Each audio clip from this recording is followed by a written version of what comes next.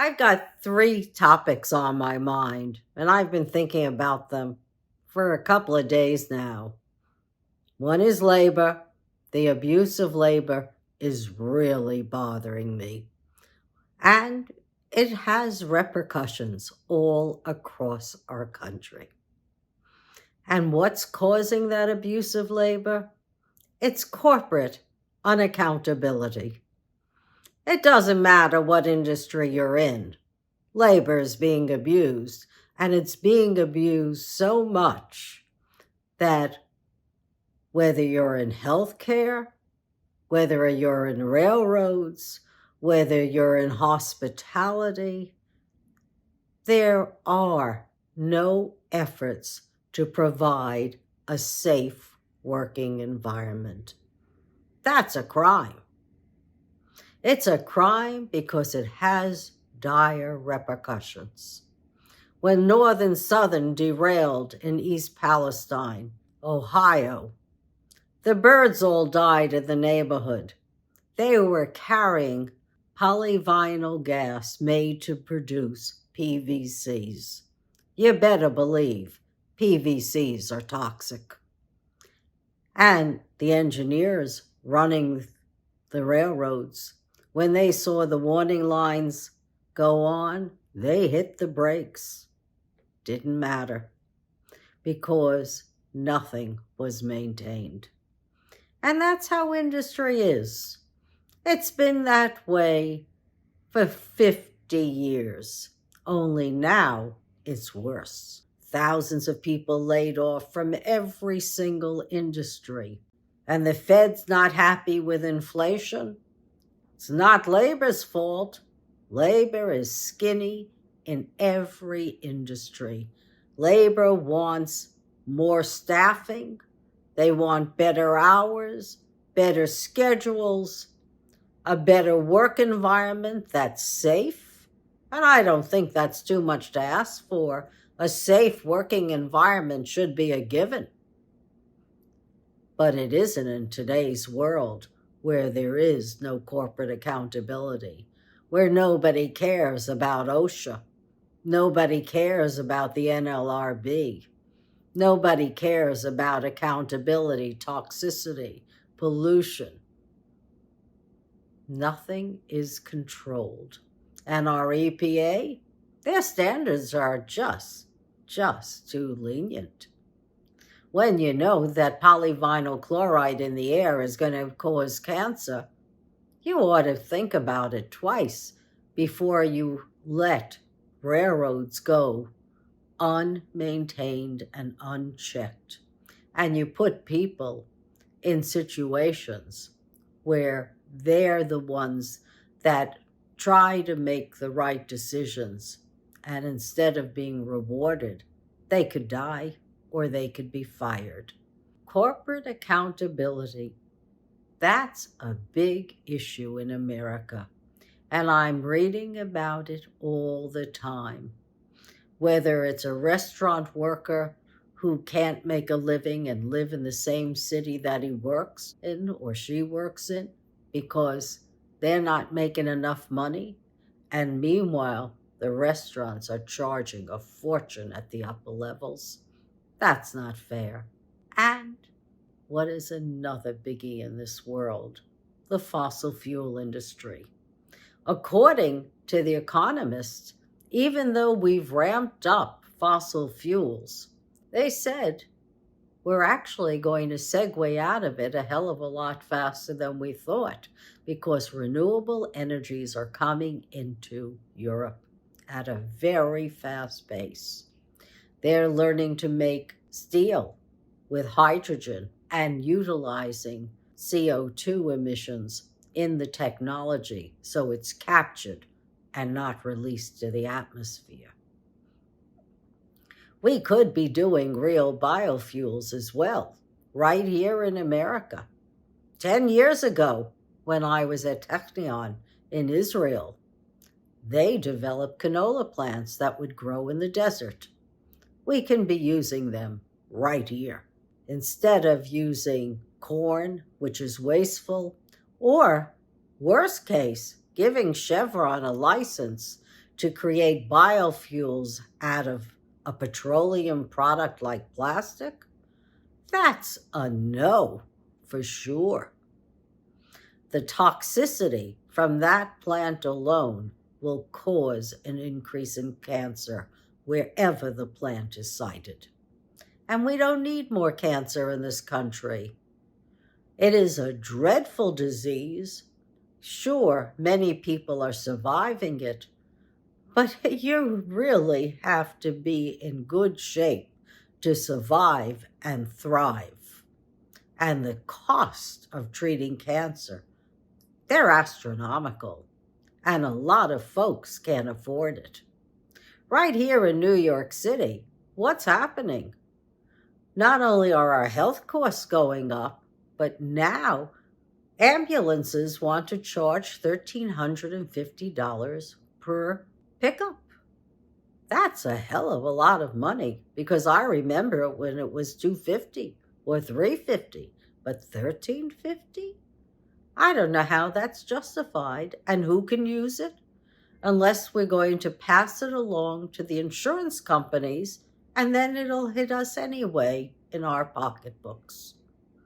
So we got a lot to think about when we think about fossil fuels and the problems it's causing across the world. We certainly didn't need our war in the Ukraine either. That has caused a tremendous increase in fossil fuels and a decrease in wheat and other grains coming out of the Ukraine. How can they be producing so much wheat when they're constantly being bombarded with missiles? Or worse, they've got landmines littered throughout their country that have to be removed, and mines in the sea as well. Putin could declare victory. Nobody in his country would know whether he won or lost. He could do it in a nanosecond if he wished, but it doesn't look like he wishes until he sees what overwhelming ally force looks like. Well, looks like Putin may get the opportunity, because those leopards are rolling into Ukraine as we speak. And according to the Financial Times conference that I listened to yesterday on Ukraine, there's a lot going on in Russia. But one of the reasons Russian people are committed to the war in Ukraine is because it's mostly the poor and middle class rural people who are being conscripted into the army.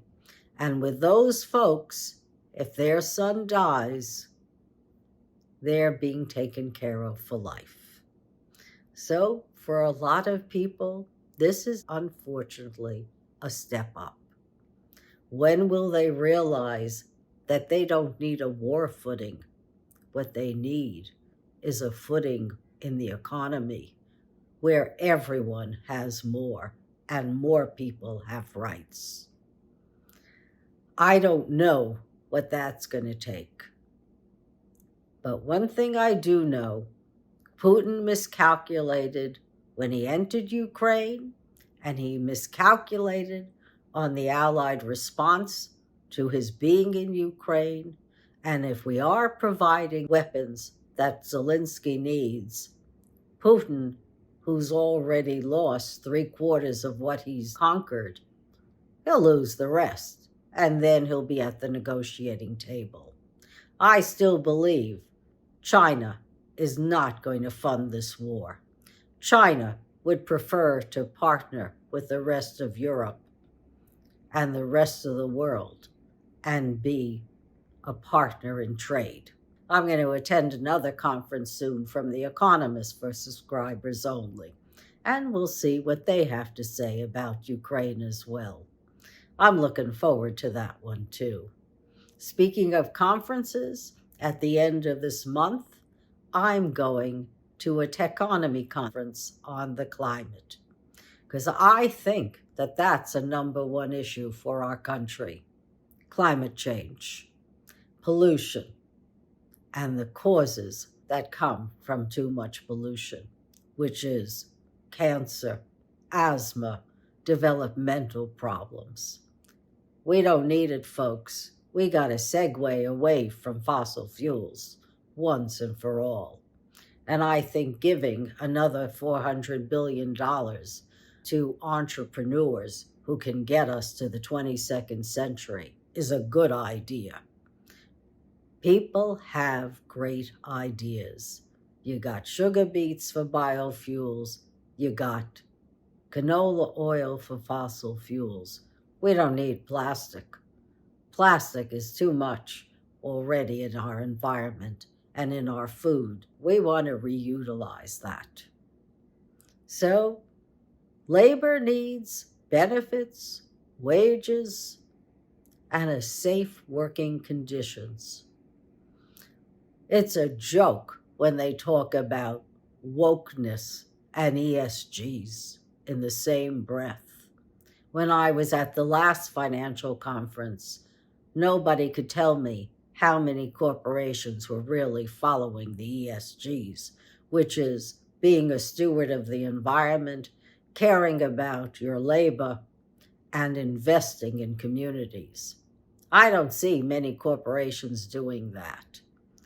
We've had corporate unaccountability for years.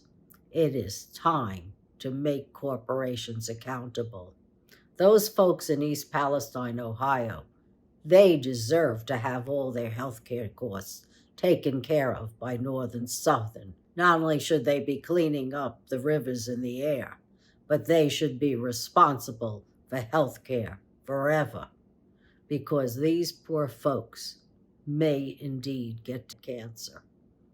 And that is a dreadful thing for anyone. Well, I don't want to end on a downbeat note. So what I will tell you is that in spite of the fact that we are indeed going full steam ahead with fossil fuels in the short run, they're saying that the plans are to exit them much sooner than we thought, maybe by 2025. As far as I'm concerned, that's super. These are all problems that have been generated by fossil fuels, problems generated by corporations that have left accountability behind and a care for employees. They're happy to be understaffed because it just increases their profit margins and the margins back to shareholders. But I gotta tell you, we all made a good living when corporations were less greedy and more heavily taxed, because the dollar was worth a hell of a lot more then. So I can't say that I approve of what's going on. I really don't. I've always felt labor is my brother or my sister, and I don't like discrimination of any sort. And I like to see people make a living and spend on their leisure time and spend on clothing or food and not have to spend on health care. To me, that's a win-win for society. I think we can get there. If I didn't, I wouldn't keep talking. I am not like Sisyphus. Yeah, I know there's another hill to keep pushing that rock up. But you know what? I think that at this point, we can take a break from pushing it up and kind of get over the hill and build the future we all deserve. So, God bless you. As we say in television, though I've never been in television, goodbye and good luck, which harkens back to Edward R. Murrow. I'll see you next week. And I'm looking forward to the day when I don't have to vent and I don't have to complain and just tell you about all the glorious inventions that are coming our way. Take care.